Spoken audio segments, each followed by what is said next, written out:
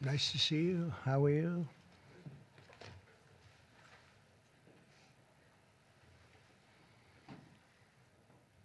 We have a lot of athletic talent and great people behind me. And they're going to do some very important things for our country. Nobody knows LT, right? LT, greatest ever. Lawrence Taylor. You look good. You could play right now, I think, LT. You only look that way. Well, I'm delighted to be here with some of the truly great sports legends of all time as we formally announce the newest members of the President's Council on Sports, Fitness, and Nutrition. This is an important step in our mission to make America healthy again. It's something that's very important, what we're doing, very important. Dating back to the administration of President Dwight D. Eisenhower, this council has championed the vigor and strength and vitality of the American people. Today, we continue that very proud tradition. This group is led by two-time major champion and one of the greatest players in the world, one of the highest ranked, and he just had a phenomenal Open Championship, as you probably saw, shooting one round that wasn't so good, and then he came back with about a 65 or something. He was getting a birdie on every hole. They were worried he might not make the cut, and he made the cut by about 200 strokes. It was pretty amazing, and he had a great week, actually. And he's also the longest hitter of a golf ball, I think ever, but, you know, they say ever. I would say ever. And the longest in the world today, and it's Bryson DeChambeau. He's a great guy, been my friend for a long time. And from his storied amateur career, where he won the U.S. Amateur, I think once or twice. Did you win it? It was once, and then the NCAAs as well. Okay, you won a lot of other championships, but U.S. Amateur champion. And then, as you know, he won at Wingfoot, won the U.S. Open and Pinehurst. And Bryson has always been a phenomenal ambassador to sports and to golf, but generally to life, in my opinion. He's a smart guy and a good guy, great guy, loves our country. We're also pleased to be joined by Secretary of Health and Human Services, Robert F. Kennedy, Jr. Bobby, you do a great job. He's got some big things happening, and he's got some big statements to be made very shortly in terms of, over the next few months, in terms of what they've been doing and finding answers to some very, very important questions. Secretary of Education, Linda McMahon, who's phenomenal, wherever you may be, Linda. Hi, Linda. What are you doing back there? And look, you've been reading about her exploits and the job that she's been doing, and we're very proud of her. Council Executive Director, Catherine Granito. Thank you very much. Thank you. Great job. And several other new members of the council, including J.D. is here, our fantastic vice president, and Scott Bessent, and we're making a lot of deals. We're making deals for trillions and trillions. Nobody's ever seen anything quite like it. We just made a couple of others a little while ago. I don't know if you'd be interested right now. I won't even bother telling you. This is about sports and about health. One of the best defensive players ever, I think probably acknowledged to be the greatest defensive player in the history of the NFL, a friend of mine for a long time. Too long, right, Lawrence? Lawrence Taylor, he's an incredible guy. And just been my friend a long time, haven't we? Huh? Knew him forever. One of the most accurate kickers in NFL history, a young guy still. He can kick it long. I think I guess he's considered the best there is in the business, Harrison Butker. So, Harrison, where are you, Harrison? He's a handsome guy, by the way. It's usually not my thing, but he is a good-looking sucker.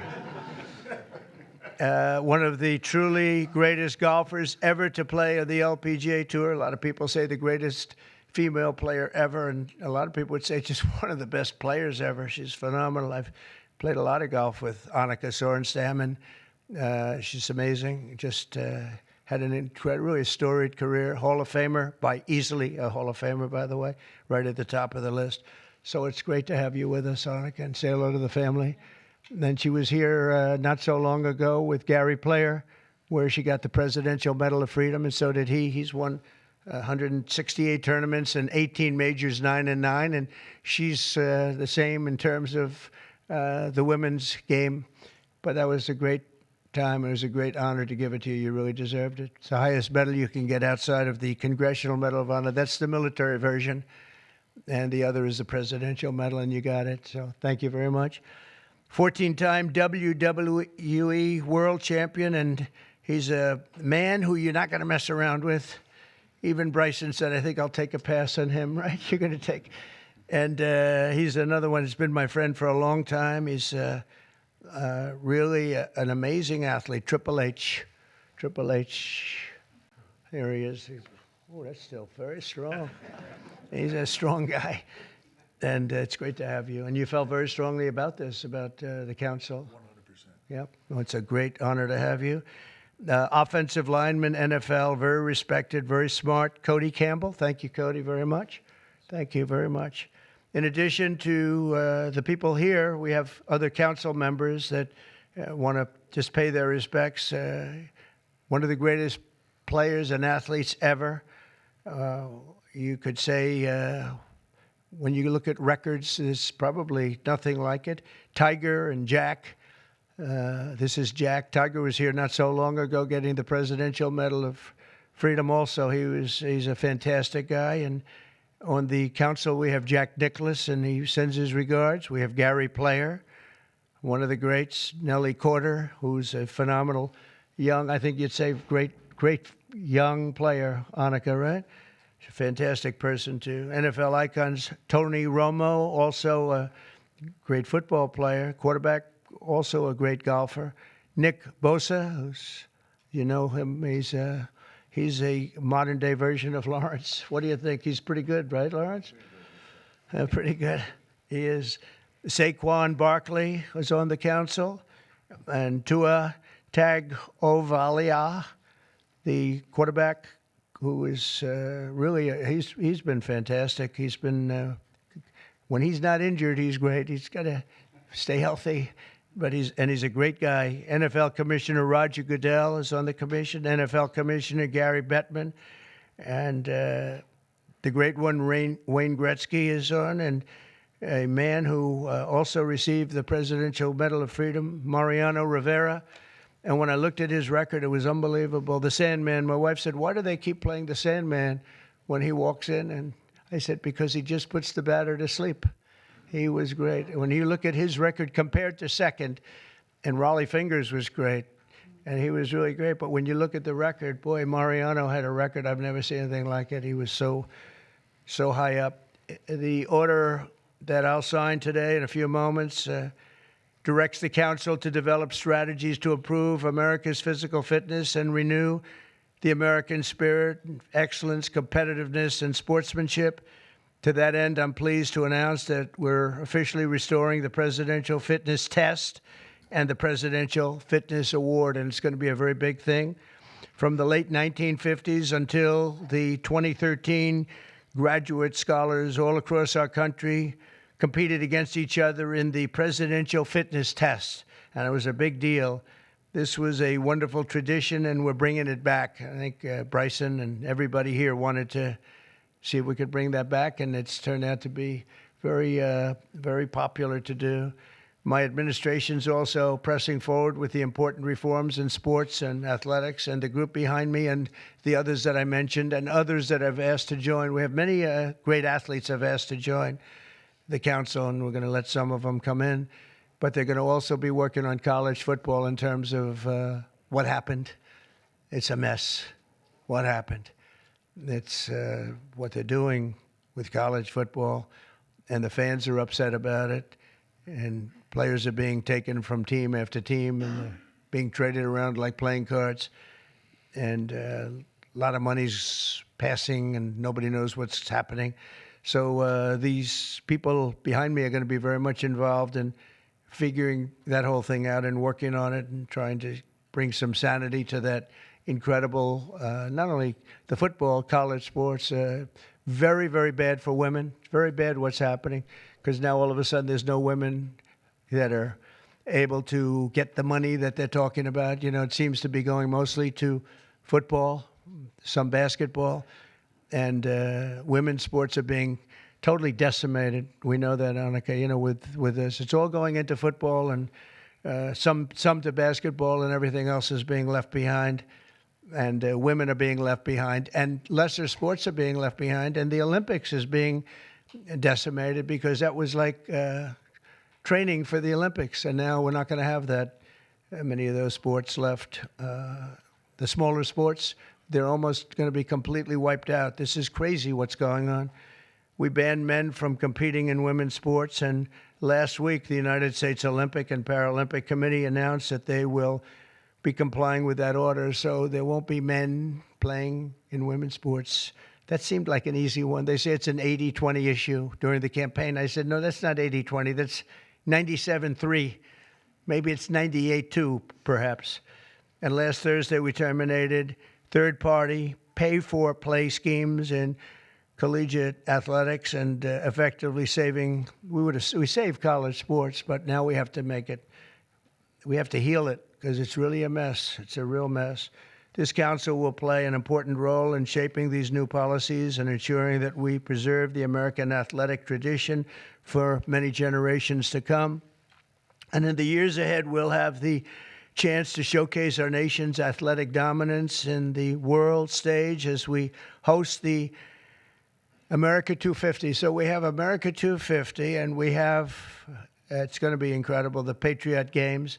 But we have the Ryder Cup, we have the President's Cup, we have the 2026 FIFA World Cup. So we have the World Cup here, we have the 2028 Olympics. So when they cheated on the election and they picked somebody that wasn't supposed to be there, I was very upset before that, because I got the Olympics and I got the World Cup. I was the one that did it. I can't say I got America 250. It just happened to be 200. I'd like to take credit for that, but I don't think I'll be able to. But we have a big thing coming up. But I was very upset because I got them, and it was skipped an election season. And so it took place in the next term after the term that we were supposed to have. And I was extremely angry. And then when I won, I said, wait a minute, I think I just picked up the Olympics and I just picked up the World Cup. So it worked out sort of cool. But I want to again, thank everybody in the council. They want to work, too. These are people that really, we only do it by request. And people, they want to work and they want to make things better. And I hope they can make college sports better. They can heal it. They can find a solution. It's not going to be that easy. But you have a lot of smart people. So I'd like to begin by introducing Bryson to say a few words. And then we'll have Triple H, and we'll have a couple of other people say something. And then I'm going to sign that good-looking couple of pieces of paper. And it means a lot. It's going to be a very important council, and thank you all for being here. Bryson, please. Thank you, everybody, for being here. And first off, I'd like to say thank you to President Trump and Vice President Vance for your support and this initiative and council. And to be honest, I never would have thought that this opportunity would have been here right at our doorstep. We have an opportunity at being the 70th anniversary of the President's Council on Sports, Fitness, and Nutrition to literally change the fabric of kids' lives. And our first initiative is to bring back and reignite the President's Fitness Test, and then also reestablish some key other metrics on guidelines around building some communities, and also, again, with the President's initiatives around college, we think we can help in that regard too. But we've got a great established council with us that we believe we can change the fabric of our communities and kids' livelihoods for the future generations that are to come. I can't thank you guys enough, and looking forward to making massive changes in kids' lives and in our America's future. Thank you. Thank you. First of all, I'd like to say the same. Thank you to President Trump. Thank you for this honor. I'm humbled by it. I'm truly honored to be on this. Vice President Vance, thank you very much. Secretary Kennedy, truly appreciate all that everybody is doing for the health and wellness of the entire country. For me, since I was 14, this has been such an important part of my life. Health, fitness, sports, nutrition, all of it. I think learning that at a young age sets you up for success in life. And without it, you're at a lesser place for it. So I look forward to the opportunity to do this. I look forward to the opportunity to help make our youth healthy, help get them engaged in sports, and let them learn what it takes to be successful in life. So thank you very much for the honor. Thank you. Very much. Thank you. Thank you. Bobby, please. Thank you very much, Mr. President. In December of 1960, a month after he won the election, my uncle, who was about to be president, wrote an article for Sports Illustrated called "The Soft American," and he was lamenting the fact that America had prided itself on its beef jerky toughness, and that we were losing that. We were falling behind Europeans. We were falling behind other nations. And he was signaling with that article that he was going to make physical fitness of our kids the centerpiece of his administration. And I'm so grateful to President Trump for bringing back this tradition. I was talking to Paul before we went in here. We were part of the Council on Physical Fitness when we were kids. And you had to do sit-ups, you had to do pull-ups, you had to do shuttle runs, you had to do 1 mile runs. And they awarded the top 15% with a patch and with recognition and with certificates. And for me, it was a huge item of pride when I was growing up. And we need to reinstill that spirit of competition and that spirit and that commitment to nutrition and physical fitness. And I'm so grateful to President Trump for your leadership in bringing this back for our country.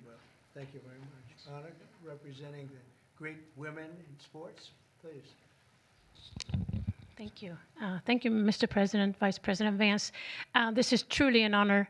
I want to thank the team behind me here for giving us trust to be able to do this. Sport has always been part of my life, and the importance of living a healthy, active lifestyle cannot be any more important than nowadays. So thank you for the trust, and I can't wait to get to work to make a difference in kids' lives, but also in people's lives. I think the time is so important. Obesity is the highest it's ever been. Mental health, as we all know, the need ought to be tackled. So thank you for the trust, and look forward to going to work with the team behind me. Appreciate it. Thank you, Donna. Lawrence, you want to say a few words? Come on up. Come on. He's a little shy, but once he gets going, nobody can stop. Oh, no, that don't stop. I'm just proud to be on this team. I don't know why. I don't know what we're supposed to be doing, but I'm here to serve, and I'm here to serve you. Okay, so I'm going to do the best I can for as long as I can. Thank you very much. Nobody like him. Come on, young superstar. Obviously, very excited to be here. Thank you, Mr. President, for allowing me to serve on the council. Just excited to do my part to help make America healthy again, to help our youth be healthy and thrive and grow up and be great citizens of this country and be great family members and contribute to this great country. And I think you have to be strong in mind, in body, and soul. So thank you so much for allowing me to be here. Thank you. Thank you very much. J.D., Okay, sure, sir. Well, thank you all, and thanks to the president for setting up this important commission. Thanks to all the great athletes for lending their credibility to it. I think all of us who have young kids at home just know that kids are healthier, they're happier, they do better when they're out there, they're being active, they're playing in sports, they're hanging out with their friends. I think all of us have thought at one point in the last few years that kids spend a little too much time on their phones, maybe a little bit too much time in front of the TV, and we just want kids to do better. We want them to be healthier, we want them to be happier, and we know that getting out there, playing in sports, and being active and healthy and physically fit is a critical part of this. So all due credit to the President and Secretary Kennedy's leadership. This is all about just making our kids better citizens, better people, and happier in their daily lives. And I think this is a great team to get it accomplished. Thank you, sir. Okay, let's sign this. Linda, come on. Let's sign this for Linda. Yeah, she's doing pretty well, right? Huh? That is amazing. Good job.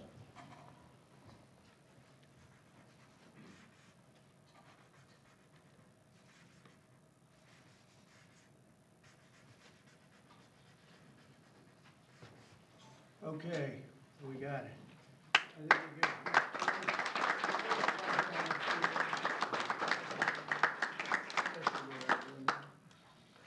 Okay, we'll pass them around, please. Okay, you good? Okay. That is not signed with an auto pen. There's no auto pen. We don't want auto pens in the White House. Okay. Any questions, please? I think probably Mr. about President, this. what has sports meant to you? And did you have a sports hero growing up? Maybe Lawrence Taylor. I don't know. It could be Lawrence. Or I know him so well. Well, a lot of sports heroes. It meant a lot. I was always a person that loved playing sports. I was good at sports. When you were really focused on sports, you thought about nothing else. There was nothing else outside. It kept you. And to an extent, this is one of the reasons I like golf. You get away for a couple of hours. I play quickly and get through it. And for 2 hours, you're not thinking about all of the nonsense and all of the important things, frankly, but it cleans your mind. No, I think sports is so important. I think what this council is doing is going to be very important, and it gives you a little exercise, sometimes a lot of exercise. It's a great thing. It's a great thing. Sports are, you learn about people and you learn about how people compete. Now, it doesn't mean that if somebody's not a good athlete, a lot of people just are not good athletes, so they can't compete. But you learn about people playing sports and playing sports with and against some. So I've always loved it. It's been very important to me. These people are, inspirations. These are the top people in their individual sports. The council itself, I mean, they have some of the greatest champions, for the most part, the greatest champions in their sport. So they really understand sports, and understanding it's very important. Thank you for the question. Yeah, please.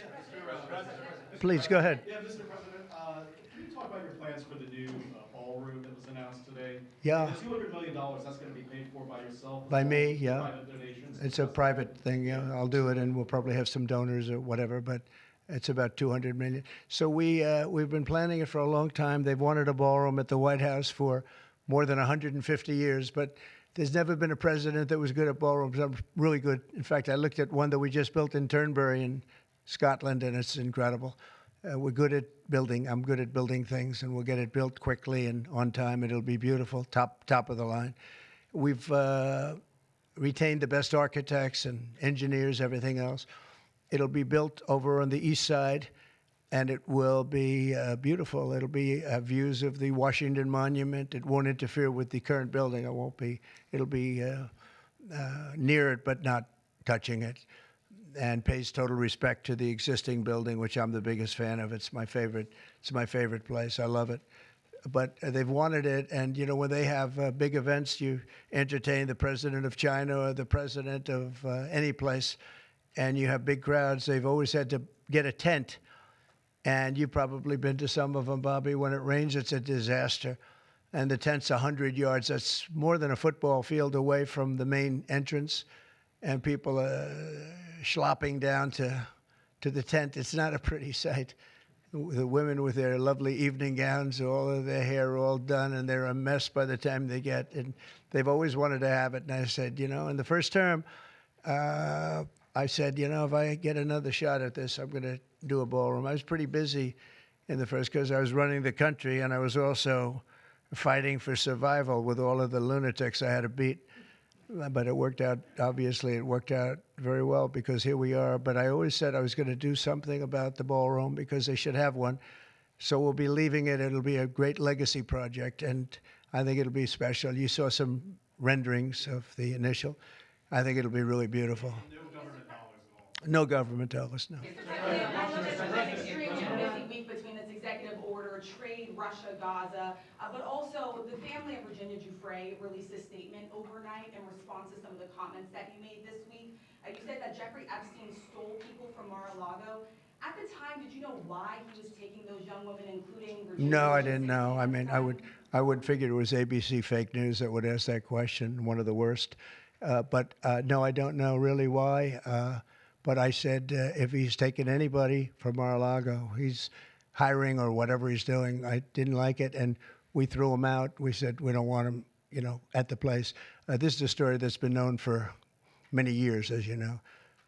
But it's, I didn't like it that he was doing that. Yeah, please. Say it again. If Canada moves forward with recognizing the Palestinian state, is that a deal breaker? Well, we're going to see. No, I didn't like what they said, but that's That's their opinion. I didn't like that. Not a deal breaker, but we haven't spoken to Canada today. He's called, and we'll see. But we have made a few deals today that are excellent deals for the country. You know, we're taking in literally trillions of dollars for the country. This is making our country very rich and respected again.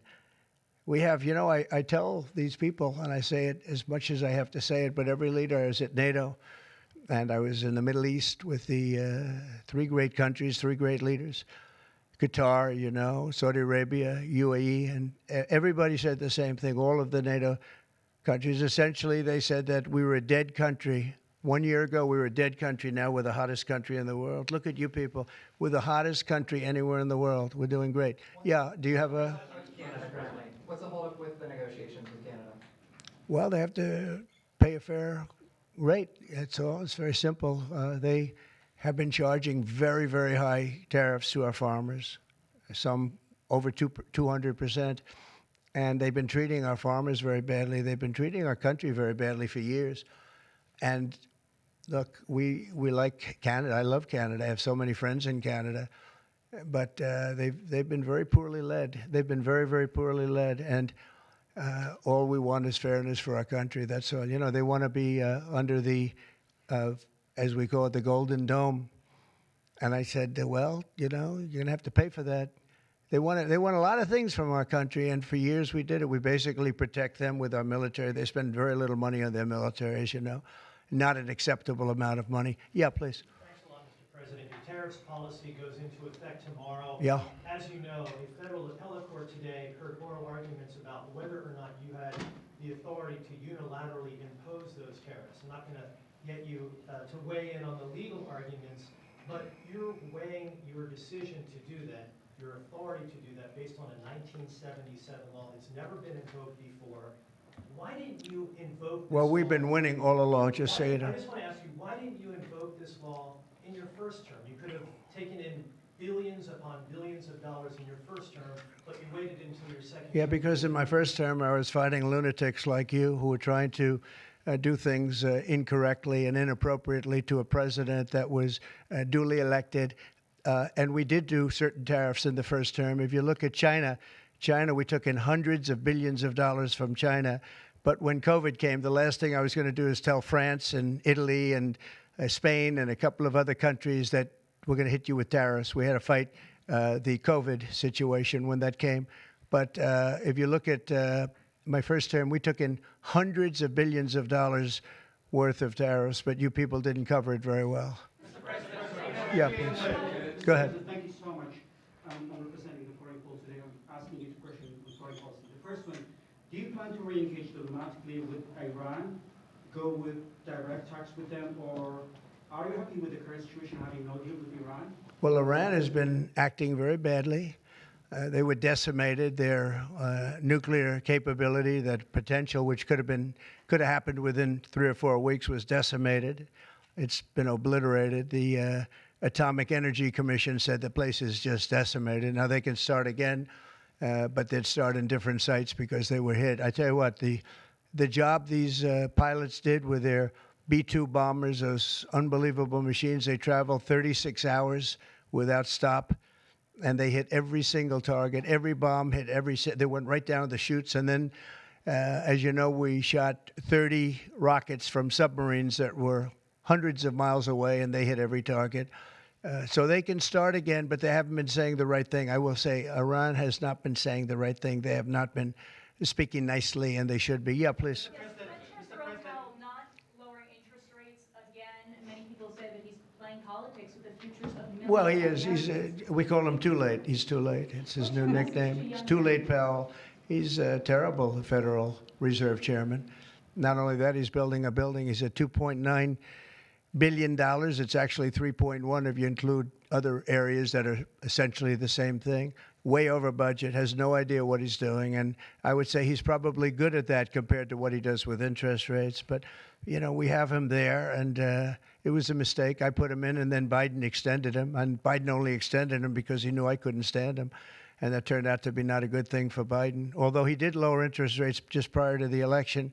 Didn't work out too well for them. But he did lower them. pretty substantially just prior to the election. No, he's a political hack, not very good. He's not a smart guy, Brian. Mr. President, sports fans have been very supportive to go back to the original names of the Cleveland Indians, the Washington Redskins. Oh, I love that. Love the sound of that. Well, I do the Washington Redskins. I think they should do it. I told the mayor and I told people that they should bring back the name. If they bring back the name, you'll have a lot of excitement. And I mean, Cleveland Indians, how about that? That was an original franchise, 1903 or something, 1906, an original, the Cleveland Indians. And what do? They changed the name from Indians. What's wrong with the word Indian? You know who is upset about it? The Indians are upset about it. They're upset about Redskins, too. So Redskins, I guess you'd say it was a little bit lesser of a case, but people want to see the Redskins, and the Indians want to see the Redskins back. No, I recommend it. I was asked that question the other day. The Washington Redskins, it's a fabled franchise. And now, I don't even know what the hell their last name is. What are they, Commanders or something? Is it Commanders? It's not a good name. Wait a minute. No, not you. You. Mr. President, Kamala Harris, as you know, is not running for governor of California. She's not going to do it. What do you see in her political future, sir? Well, she can't speak. She can't talk. She can't do an interview. I thought it was a very strange campaign that we had. But, you know, I had two of them. We were up by like this massive number of points on Biden, and they said, let's change to Kamala. Nobody knew who Kamala was. Nobody knew her last name, Harris. They said, we're going to get Vice President Harris. Everyone said, who the hell is Harris? They only knew her by the first name. But no, I thought she was a terrible candidate. Look, don't forget, she didn't really get the nomination. I mean, that whole nomination was strange. She was the first one out. You know, she took a good amount of points with her when she announced, but nobody knew her. And once they got to know her, she dropped out very shortly after she started. And she started with a pretty good, you know, she was like in second or third place. But I don't know. I mean, I wouldn't call her a skilled politician. Would you? She's also coming out with a book. Any plans to buy it? I don't know. I think I'm going to buy it. I'd love to see it. No. I'd find it. Look, I find everything in politics interesting. I sort of enjoy politics. She wasn't a skilled person. You know, you have skilled politicians, really skilled politicians, and then you have some that aren't. And she was put in a very tough position, I think. She did have a 6-week honeymoon. They told me, the pros said, you know what, she's going to have a 6-week. And she did. She was like untouchable in terms of everybody thought great. But she didn't do any interviews or anything, which was strange. Not even friendly interviews with friendly reporters like her right there, a really friendly reporter. And you know what happened? People said, what's wrong with her? Why isn't she doing? She made a mistake. She should have done interviews. She didn't run a great campaign, but we beat Biden, and then we had to beat, nobody's beaten two. I had to beat two. That's like Dana White, the great Dana White has a fight, and he has a fighter that's getting the hell knocked out of him. They say, well, let's take him out and put somebody else in. Didn't seem fair to me at the time, but where are we? We're in the White House. So, I mean, you know, so it worked out. If I may, sir, a very serious question here. Russia today hit Kyiv with missiles and drones, more than 100 people kidnapped. I think it's Russia, I think it's disgusting what they're doing. I think it's disgusting. This is Biden's war. It's not my war. But I said if I get in, I'll try and get the thing stopped. But I think what Russia's doing is very sad. A lot of Russians are dying. You have a lot of Russians. More Russians are dying. But Russians are dying. Ukrainians are dying.